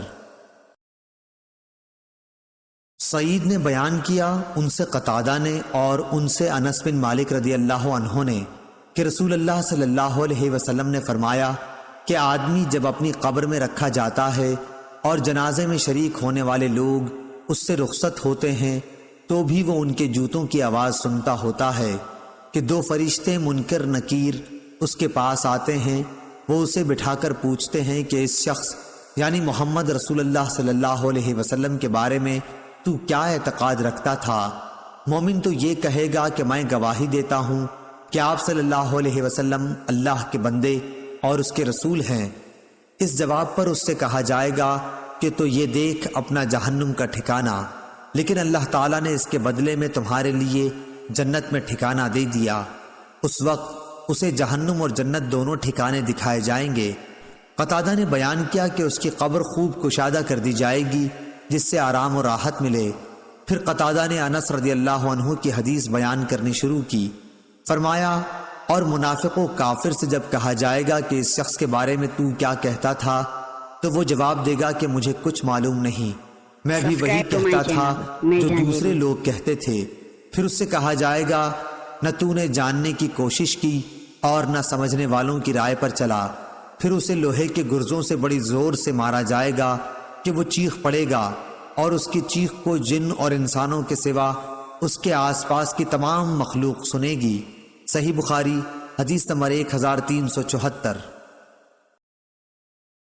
محمد بن مثنیٰ نے بیان کیا، کہا کہ ہم سے یحییٰ بن سعید قطان نے، کہا ہم سے شعبہ نے، کہا کہ مجھ سے عون بن ابی جحیفہ نے بیان کیا، ان سے ان کے والد ابو جحیفہ نے، ان سے برا بن عازب نے، اور ان سے ابو ایوب انصاری رضی اللہ عنہ نے بیان کیا کہ نبی کریم صلی اللہ علیہ وسلم مدینے سے باہر تشریف لے گئے۔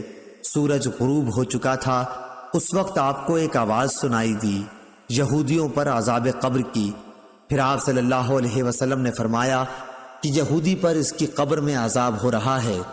اور نضر بن شمیل نے بیان کیا کہ ہمیں شعبہ نے خبر دی، ان سے عون نے بیان کیا، انہوں نے اپنے باپ ابو جحیفہ سے سنا، انہوں نے برا سے سنا، انہوں نے ابو ایوب انصاری رضی اللہ عنہ سے، اور انہوں نے نبی کریم صلی اللہ علیہ وسلم سے۔ صحیح بخاری حدیث نمبر 1375۔ موسیٰ بن عقبہ نے بیان کیا، کہا کہ مجھ سے خالد بن سعید بن عاص کی صاحبزادی ام خالد نے بیان کیا، انہوں نے نبی کریم صلی اللہ علیہ وسلم کو قبر کے عذاب سے پناہ مانگتے سنا۔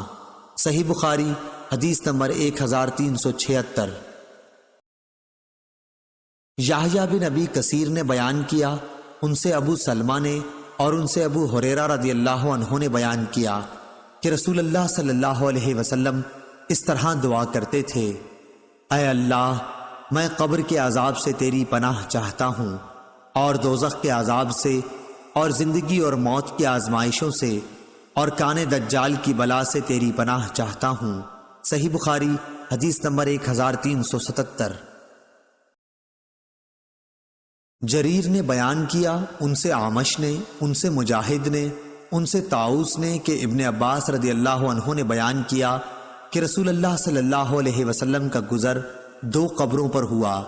آپ صلی اللہ علیہ وسلم نے فرمایا کہ ان دونوں کے مردوں پر عذاب ہو رہا ہے، اور یہ بھی نہیں کہ کسی بڑی اہم بات پر ہو رہا ہے۔ پھر آپ صلی اللہ علیہ وسلم نے فرمایا کہ ہاں، ان میں ایک شخص تو چغل خوری کیا کرتا تھا، اور دوسرا پیشاب سے بچنے کے لیے احتیاط نہیں کرتا تھا۔ ابن عباس رضی اللہ عنہ نے بیان کیا کہ پھر آپ صلی اللہ علیہ وسلم نے ایک ہری ٹہنی لی اور اس کے 2 ٹکڑے کر کے دونوں کی قبروں پر گاڑ دیا، اور فرمایا کہ شاید جب تک یہ خشک نہ ہو ان کا عذاب کم ہو جائے۔ صحیح بخاری حدیث نمبر 1378۔ امام مالک رحمہ اللہ نے یہ حدیث بیان کی، انہوں نے کہا کہ ہم سے نافع نے بیان کیا، اور ان سے عبداللہ بن عمر رضی اللہ عنہ نے بیان کیا کہ رسول اللہ صلی اللہ علیہ وسلم نے فرمایا کہ جب تم میں سے کوئی شخص مر جاتا ہے تو اس کا ٹھکانہ اسے صبح و شام دکھایا جاتا ہے، اگر وہ جنتی ہے تو جنت والوں میں، اور جو دوزخی ہے تو دوزخ والوں میں۔ پھر کہا جاتا ہے یہ تیرا ٹھکانہ ہے، یہاں تک کہ قیامت کے دن اللہ تجھ کو اٹھائے گا۔ صحیح بخاری حدیث نمبر 1379۔ سعید بن ابی سعید نے بیان کیا، ان سے ان کے باپ نے بیان کیا، ان سے ابو سعید خدری رضی اللہ عنہ نے کہ رسول اللہ صلی اللہ علیہ وسلم نے فرمایا کہ جب جنازہ تیار ہو جاتا ہے پھر مرد اس کو اپنی گردنوں پر اٹھا لیتے ہیں، تو اگر وہ مرد نیک ہو تو کہتا ہے کہ ہاں آگے لے چلو، مجھے بڑھائے چلو، اور اگر نیک نہیں ہوتا تو کہتا ہے ہائے رے خرابی، میرا جنازہ کہاں لیے جا رہے ہو۔ اس آواز کو انسان کے سوا تمام مخلوق خدا سنتی ہے، اگر کہیں انسان سن پائیں تو بے ہوش ہو جائیں۔ صحیح بخاری حدیث نمبر 1380۔ عبدالعزیز بن صہیب نے بیان کیا اور ان سے انس بن مالک رضی اللہ عنہ نے بیان کیا کہ رسول اللہ صلی اللہ علیہ وسلم نے فرمایا کہ جس مسلمان کے بھی 3 نابالغ بچے مر جائیں تو اللہ تعالیٰ اپنے فضل و رحمت سے جو ان بچوں پر کرے گا ان کو بہشت میں لے جائے گا۔ صحیح بخاری حدیث نمبر 1381۔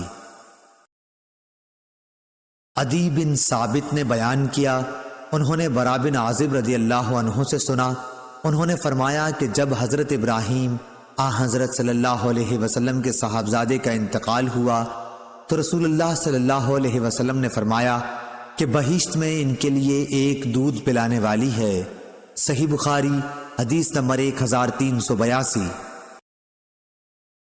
عبداللہ بن مبارک نے خبر دی، کہا کہ ہمیں شعبہ نے خبر دی، انہیں ابو بشر جعفر نے، انہیں سعید بن جبیر نے، ان کو ابن عباس رضی اللہ عنہ نے کہ نبی کریم صلی اللہ علیہ وسلم سے مشرکوں کے نابالغ بچوں کے بارے میں پوچھا گیا۔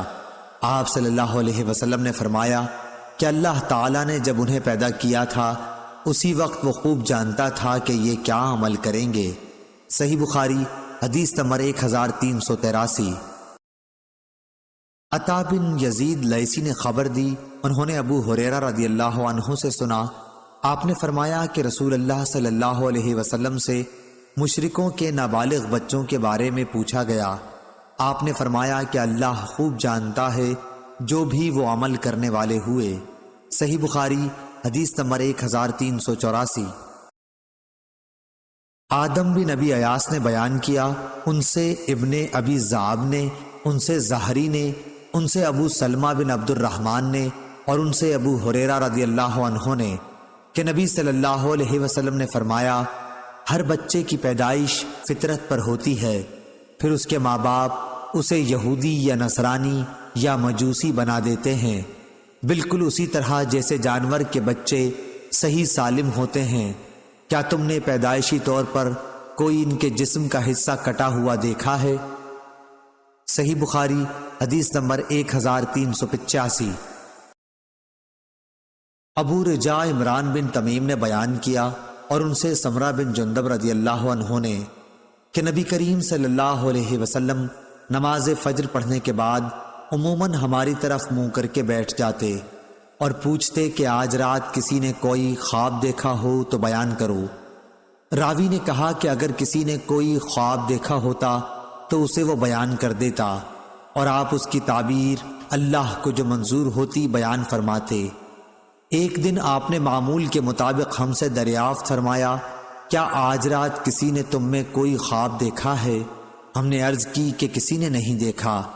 آپ نے فرمایا لیکن میں نے آج رات ایک خواب دیکھا ہے کہ 2 آدمی میرے پاس آئے، انہوں نے میرے ہاتھ تھام لیے اور مجھے ارض مقدس کی طرف لے گئے اور وہاں سے عالم بالا کی مجھ کو سیر کرائی۔ وہاں کیا دیکھتا ہوں کہ ایک شخص تو بیٹھا ہوا ہے اور ایک شخص کھڑا ہے اور اس کے ہاتھ میں، امام بخاری نے کہا کہ ہمارے بعض اصحاب نے غالباً عباس بن فضیل اسقاطی نے موسیٰ بن اسماعیل سے یوں روایت کیا ہے، لوہے کا آنکس تھا جسے وہ بیٹھنے والے کے جبڑے میں ڈال کر اس کے سر کے پیچھے تک چیر دیتا، پھر دوسرے جبڑے کے ساتھ بھی اسی طرح کرتا تھا۔ اس دوران میں اس کا پہلا جبڑا صحیح اور اپنی اصلی حالت پر آ جاتا اور پھر پہلے کی طرح وہ اسے دوبارہ چیرتا۔ میں نے پوچھا کہ یہ کیا ہو رہا ہے؟ میرے ساتھ کے دونوں آدمیوں نے کہا کہ آگے چلو۔ چنانچہ ہم آگے بڑھے تو ایک ایسے شخص کے پاس آئے جو سر کے بل لیٹا ہوا تھا اور دوسرا شخص ایک بڑا سا پتھر لیے اس کے سر پر کھڑا تھا۔ اس پتھر سے وہ لیٹے ہوئے شخص کے سر کو کچل دیتا تھا۔ جب وہ اس کے سر پر پتھر مارتا تو سر پر لگ کر وہ پتھر دور چلا جاتا اور وہ اسے جا کر اٹھا لاتا۔ ابھی پتھر لے کر واپس بھی نہیں آتا تھا کہ سر دوبارہ درست ہو جاتا، بالکل ویسا ہی جیسا پہلے تھا۔ واپس آ کر وہ پھر اسے مارتا۔ میں نے پوچھا کہ یہ کون لوگ ہیں؟ ان دونوں نے جواب دیا کہ ابھی اور آگے چلو۔ چنانچہ ہم آگے بڑھے تو ایک تنور جیسے گڑھے کی طرف چلے۔ جس کے اوپر کا حصہ تو تنگ تھا لیکن نیچے سے خوب فراخ۔ نیچے آگ بھڑک رہی تھی۔ جب آگ کے شعلے بھڑک کر اوپر کو اٹھتے تو اس میں جلنے والے لوگ بھی اوپر اٹھاتے اور ایسا معلوم ہوتا کہ اب وہ باہر نکل جائیں گے، لیکن جب شعلے دب جاتے تو وہ لوگ بھی نیچے چلے جاتے۔ اس تنور میں ننگے مرد اور عورتیں تھیں۔ میں نے اس موقع پر بھی پوچھا کہ یہ کیا ہے، لیکن اس مرتبہ بھی جواب یہی ملا۔ کہا کہ ابھی اور آگے چلو۔ ہم آگے چلے۔ اب ہم خون کی ایک نہر کے اوپر تھے۔ نہر کے اندر ایک شخص کھڑا تھا اور اس کے بیچ میں یزید بن ہارون اور وہب بن جریر نے جریر بن حازم کے واسطے سے واسطہ نہر کے بجائے شط النہر، نہر کے کنارے کے الفاظ نقل کیے ہیں۔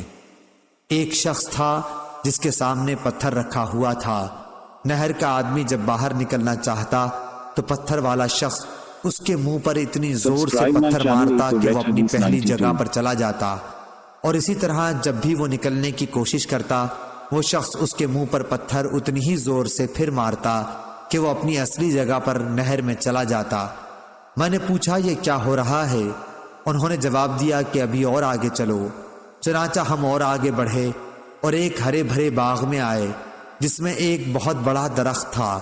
اس درخت کی جڑ میں ایک بڑی عمر والے بزرگ بیٹھے ہوئے تھے اور ان کے ساتھ کچھ بچے بھی بیٹھے ہوئے تھے۔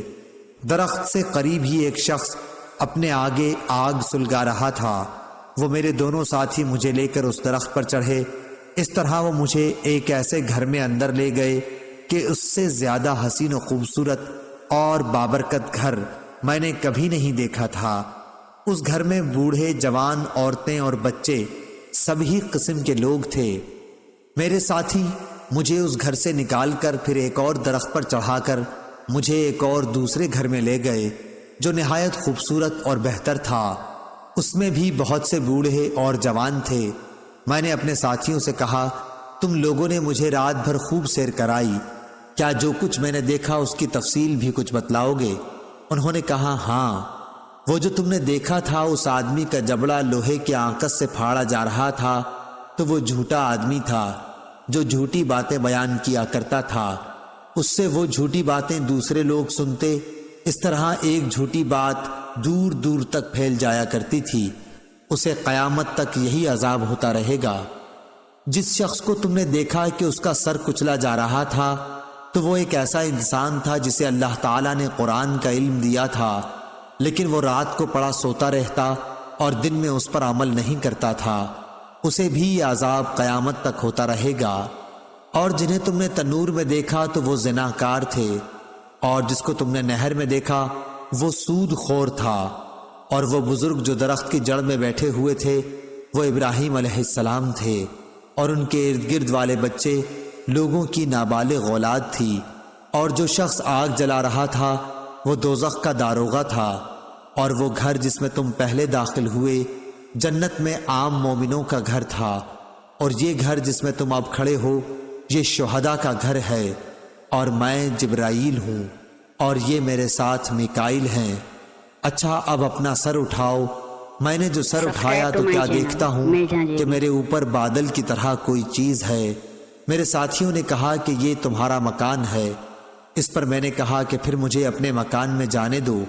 انہوں نے کہا کہ ابھی تمہاری عمر باقی ہے جو تم نے پوری نہیں کی، اگر آپ وہ پوری کر لیتے تو اپنے مکان میں آ جاتے۔ صحیح بخاری حدیث نمبر 1386۔ محمد بن جعفر نے بیان کیا، کہا مجھے ہشام بن عروہ نے خبر دی، انہیں ان کے باپ نے اور انہیں حضرت عائشہ رضی اللہ عنہا نے، کہ ایک شخص نے نبی کریم صلی اللہ علیہ وسلم سے پوچھا کہ میری ماں کا اچانک انتقال ہو گیا اور میرا خیال ہے کہ اگر انہیں بات کرنے کا موقع ملتا تو وہ کچھ نہ کچھ خیرات کرتیں، اگر میں ان کی طرف سے کچھ خیرات کر دوں تو کیا انہیں اس کا ثواب ملے گا؟ آپ نے فرمایا ہاں ملے گا۔ صحیح بخاری حدیث نمبر 1388۔ سلیمان بن بلال نے بیان کیا اور ان سے ہشام بن عروہ نے۔ دوسری سند امام بخاری نے کہا اور مجھ سے محمد بن حرب نے بیان کیا، کہا ہم سے ابو مروان یحییٰ بن ابی زکریا نے بیان کیا، ان سے ہشام بن عروہ نے، ان سے عروہ بن زبیر نے، اور ان سے حضرت عائشہ رضی اللہ عنہا نے کہ رسول اللہ صلی اللہ علیہ وسلم اپنے مرض الوفات میں گویا اجازت لینا چاہتے تھے، دریافت فرماتے آج میری باری کن کے یہاں ہے، کل کن کے یہاں ہوگی؟ عائشہ رضی اللہ عنہا کی باری کے دن کے متعلق خیال فرماتے تھے کہ بہت دن بعد آئے گی۔ چنانچہ جب میری باری آئی تو اللہ تعالیٰ نے آپ کی روح اس حال میں قبض کی کہ آپ میرے سینے سے ٹیک لگائے ہوئے تھے اور میرے ہی گھر میں آپ دفن کیے گئے۔ صحیح بخاری حدیث نمبر 1389۔ ابو ایوانہ نے بیان کیا، ان سے حلال بن حمید نے، ان سے عروہ نے اور ان سے ام المومنین حضرت عائشہ رضی اللہ عنہا نے کہ نبی کریم صلی اللہ علیہ وسلم نے اپنے اس مرض کے موقع پر فرمایا تھا جس سے آپ جانبر نہ ہو سکے تھے کہ اللہ تعالیٰ کی یہود و نصارہ پر لعنت ہو، انہوں نے اپنے انبیاء کی قبروں کو مساجد بنا لیا۔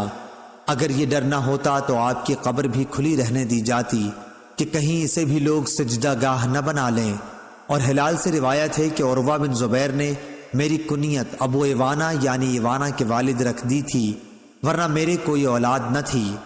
ہم سے محمد نے بیان کیا، کہا کہ ہمیں عبداللہ نے خبر دی، کہا کہ ہمیں ابو بکر بن عیاش نے خبر دی، اور ان سے سفیان تمار نے بیان کیا کہ انہوں نے نبی کریم صلی اللہ علیہ وسلم کی قبر مبارک دیکھی ہے جو کوہان نما ہے۔ ہم سے فروہ بن ابی المغرہ نے بیان کیا، کہا کہ ہم سے علی بن مسہر نے بیان کیا، ان سے ہشام بن عروہ نے، ان سے ان کے والد نے کہ ولید بن عبد الملک بن مروان کے عہد حکومت میں جب نبی کریم صلی اللہ علیہ وسلم کے حجرہ مبارک کی دیوار گری اور لوگ اسے زیادہ اونچی اٹھانے لگے تو وہاں ایک قدم ظاہر ہوا۔ لوگ یہ سمجھ کر گھبرا گئے کہ یہ نبی کریم صلی اللہ علیہ وسلم کا قدم مبارک ہے۔ کوئی شخص ایسا نہیں تھا جو قدم کو پہچان سکتا۔ آخر عروہ بن زبیر نے بتایا کہ نہیں، خدا گواہ ہے یہ رسول اللہ صلی اللہ علیہ وسلم کا قدم نہیں ہے، بلکہ یہ تو عمر رضی اللہ عنہ کا قدم ہے۔ صحیح بخاری حدیث نمبر 1390۔ ہشام اپنے والد سے اور وہ عائشہ رضی اللہ عنہا سے روایت کرتے ہیں کہ آپ نے عبداللہ بن زبیر رضی اللہ عنہ کو وصیت کی تھی کہ مجھے حضور اکرم صلی اللہ علیہ وسلم اور آپ کے ساتھیوں کے ساتھ دفن نہ کرنا، بلکہ میری دوسری سوکنوں کے ساتھ بقیع غرقد میں مجھے دفن کرنا۔ میں یہ نہیں چاہتی کہ ان کے ساتھ میری بھی تعریف ہوا کرے۔ صحیح بخاری حدیث نمبر 1391۔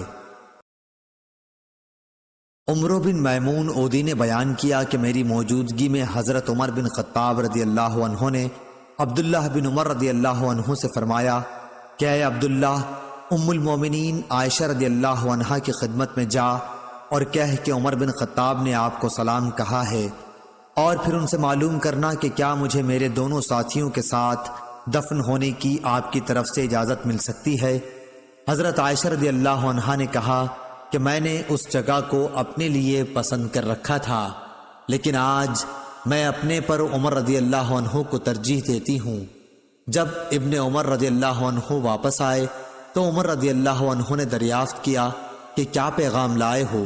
کہا کہ امیر المومنین انہوں نے آپ کو اجازت دے دی ہے۔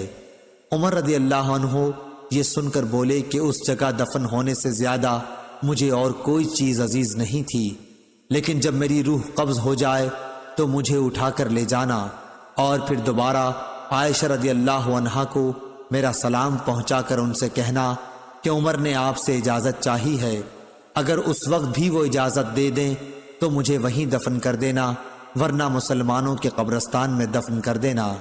میں اس امر خلافت کا ان چند صحابہ سے زیادہ اور کسی کو مستحق نہیں سمجھتا جن سے رسول اللہ صلی اللہ علیہ وسلم اپنی وفات کے وقت تک خوش اور راضی رہے۔ وہ حضرات میرے بعد جسے بھی خلیفہ بنائیں، خلیفہ وہی ہوگا، اور تمہارے لیے ضروری ہے کہ تم اپنے خلیفہ کی باتیں توجہ سے سنو اور اس کی اطاعت کرو۔ آپ نے اس موقع پر حضرت عثمان، علی، طلحہ، زبیر، عبد الرحمن بن عوف اور سعد بن ابی وقاص رضی اللہ عنہم کے نام لیے۔ اتنے میں ایک انصاری نوجوان داخل ہوا اور کہا کہ اے امیر المومنین، آپ کو بشارت ہو، اللہ عز و جل کی طرف سے آپ کا اسلام میں پہلے داخل ہونے کی وجہ سے جو مرتبہ تھا وہ آپ کو معلوم ہے۔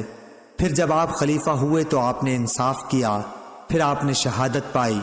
حضرت عمر رضی اللہ عنہ بولے، میرے بھائی کے بیٹے، کاش ان کی وجہ سے میں برابر چھوٹ جاؤں، نہ مجھے کوئی عذاب ہو اور نہ کوئی ثواب۔ ہاں، میں اپنے بعد آنے والے خلیفہ کو وصیت کرتا ہوں کہ وہ مہاجرین اولین کے ساتھ اچھا برتاؤ رکھے، ان کے حقوق پہچانے اور ان کی عزت کی حفاظت کرے، اور میں اسے انصار کے بارے میں بھی اچھا برتاؤ رکھنے کی وصیت کرتا ہوں۔ یہ وہ لوگ ہیں جنہوں نے ایمان والوں کو اپنے گھروں میں جگہ دی۔ میری وصیت ہے کہ ان اچھے لوگوں کے ساتھ بھلائی کی جائے اور ان میں جو برے ہوں ان سے درگزر کیا جائے، اور میں ہونے والے خلیفہ کو وصیت کرتا ہوں اس ذمہ داری کو پورا کرنے کی جو اللہ اور رسول کی ذمہ داری ہے، یعنی غیر مسلموں کو جو اسلامی حکومت کے تحت زندگی گزارتے ہیں کہ ان سے کیے گئے وعدوں کو پورا کیا جائے، انہیں بچا کر لڑا جائے اور طاقت سے زیادہ ان پر کوئی بھار نہ ڈالا جائے۔ صحیح بخاری حدیث نمبر 1392۔ مجاہد نے بیان کیا اور ان سے ام المومنین عائشہ رضی اللہ عنہا نے کہ نبی کریم صلی اللہ علیہ وسلم نے فرمایا، مردوں کو برا نہ کہو کیونکہ انہوں نے جیسا عمل کیا اس کا بدلہ پا لیا۔ اور اس کی روایت عبداللہ بن عبد القدوس نے اعمش سے اور محمد بن انس نے بھی اعمش سے کی ہے۔ اس روایت کے مطابق علی بن جعد، محمد بن عرورہ اور ابن ابی عودی نے شعبہ سے کی ہے۔ صحیح بخاری حدیث نمبر 1393۔ عمر بن حفص نے بیان کیا، انہوں نے کہا کہ مجھ سے میرے باپ نے بیان کیا اعمش سے، انہوں نے کہا کہ مجھ سے عمرو بن مرہ نے بیان کیا، ان سے سعید بن جبیر نے، اور ان سے ابن عباس رضی اللہ عنہ نے بیان کیا کہ ابو لہب نے نبی کریم صلی اللہ علیہ وسلم سے کہا کہ سارے دن تجھ پر بربادی ہو۔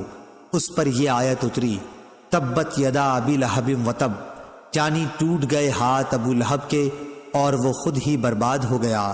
صحیح بخاری حدیث نمبر 1394۔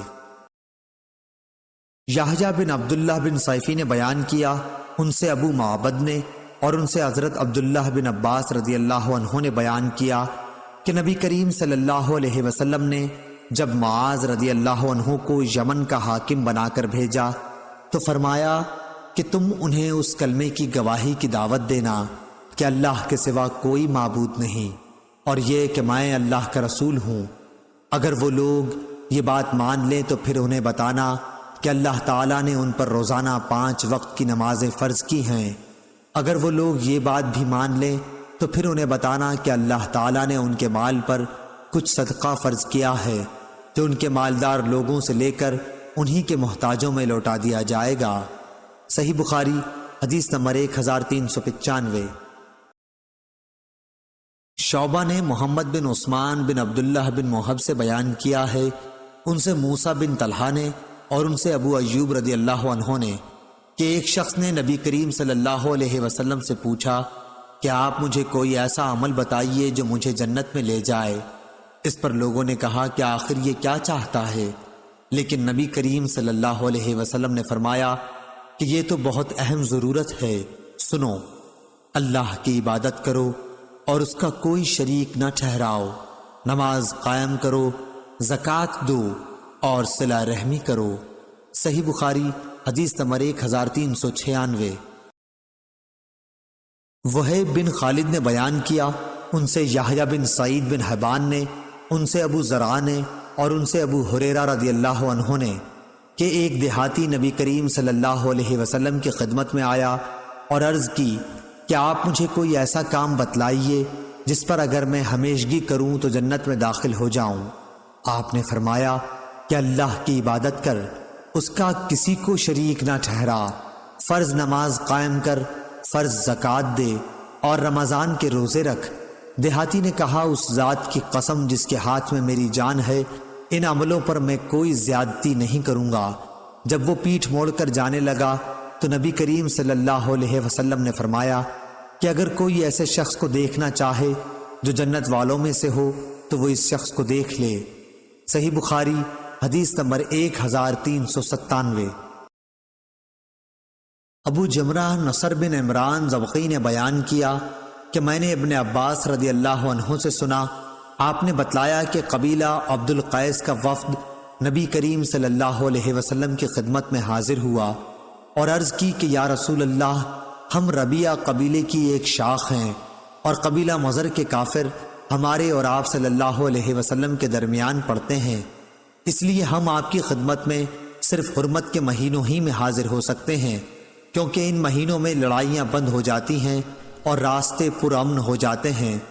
آپ ہمیں کچھ ایسی باتیں بتلا دیجئے جس پر ہم خود بھی عمل کریں اور اپنے قبیلے کے لوگوں سے بھی ان پر عمل کرنے کے لیے کہیں جو ہمارے ساتھ نہیں آ سکے ہیں۔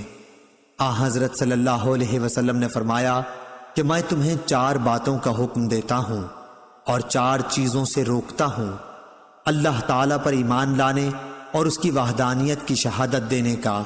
یہ کہتے ہوئے آپ نے اپنی انگلی سے ایک طرف اشارہ کیا، نماز قائم کرنا، پھر زکوٰۃ ادا کرنا اور مال غنیمت سے 5واں حصہ ادا کرنے کا حکم دیتا ہوں، اور میں تمہیں کدو کے تومبی سے اور ہنتم سبز رنگ کا چھوٹا سا مرتبان جیسا گھڑا، نقیر کھجور کی جڑ سے کھودا ہوا ایک برتن، زفت لگا ہوا برتن، زفت بصرہ میں ایک قسم کا تیل ہوتا تھا، کے استعمال سے منع کرتا ہوں۔ سلیمان اور ابو نعمان نے حماد کے واسطے سے یہی روایت اس طرح بیان کی ہے: الایمان باللہ شہادہ ان لا الہ الا اللہ، یعنی اللہ پر ایمان لانے کا مطلب لا الہ الا اللہ کی گواہی دینا۔ صحیح بخاری حدیث نمبر 1398۔